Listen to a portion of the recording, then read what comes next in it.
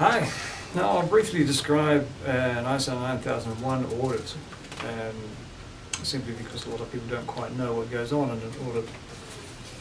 ISO 9001 has a number of requirements. I don't know the exact number of requirements, but within that standard there are a number of things that say the organization shall, or something shall do this or shall do that, or there shall be something like that.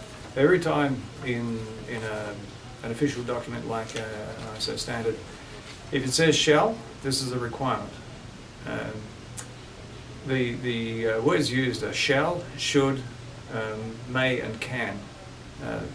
Shall is required, should is highly recommended, may I think is one of a number of possibilities. Can, you pretty much have a free choice. Okay, so ISO 9001 has a number of requirements, and these are all identified by the term shall do that. Now, the purpose of an audit is to determine whether or not those requirements have been met. That's all. An ISO 9001 audit does not of itself try to suggest improvements. It can find deficiencies and recommend that those be overcome, but it can't of itself recommend improvements. It happens that a number of ISO 9001 auditors and auditing organizations decided to try and add a bit of consulting on top of their audit as value add.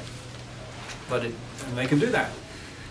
But this is not a requirement of ISO 9001 itself, or the ISO 9001 audit. The output of an ISO 9001 audit is a collection of non-conformances.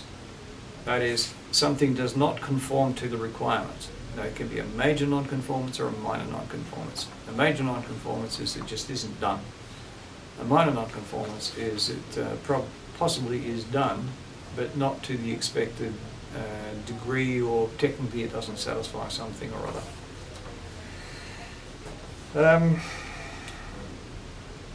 The ISO 9001 audits, they can be fairly subjective. The reason being that when you receive your training as an ISO 9001 auditor, you're trained to know and understand the requirements of ISO 9001. You're not necessarily trained up in the domain concerned. So there isn't, for example, an ISO 9001 auditor for milk products or milk production, and a different one for software development, and a different one for building buildings or something like that. It's all ISO 9001. So the auditor can potentially come along not knowing anything about the domain concern. Now, this initially was a significant problem in software development because a number of the auditors had no idea what they were looking at or what they were looking for in software development. And so they tended to look around for things that to them were recognizable, and this was not at all productive, and it wasn't fun at all. But ISO 9001 auditors are required to be qualified, and the various standards, the national standards bodies such as Standards Australia, or I'm not sure who it is, certainly the BSI, British Standards Institute, each of these retain a register of qualified auditors, not qualified auditing organizations, qualified auditors themselves, who incidentally are required to not only qualify in the first place, but to perform a number of audits in order to maintain their currency of it all. So it's a qualification that wears out. The only other thing I can say roughly about ISO 9001 is that there is guidance for the interpretation of ISO 9001 for software, and this is ISO 90003.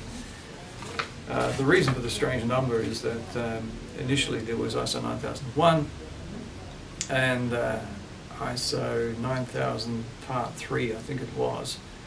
That was the guidance for software. ISO in its wisdom changed the numbering system and declined to allow that Part 3 would be prepared again. So the committee that developed the standard, and I happened to be on that committee at the time, applied for the number 90,003. And so we got it, so there it is. It maintained currency and kept that strange number. So a summary then is that ISO 9001 is a general standard for design, development, production and delivery of products and services. It's not industry specific. It's expressed as a series of requirements. It needs to be interpreted for each specific domain.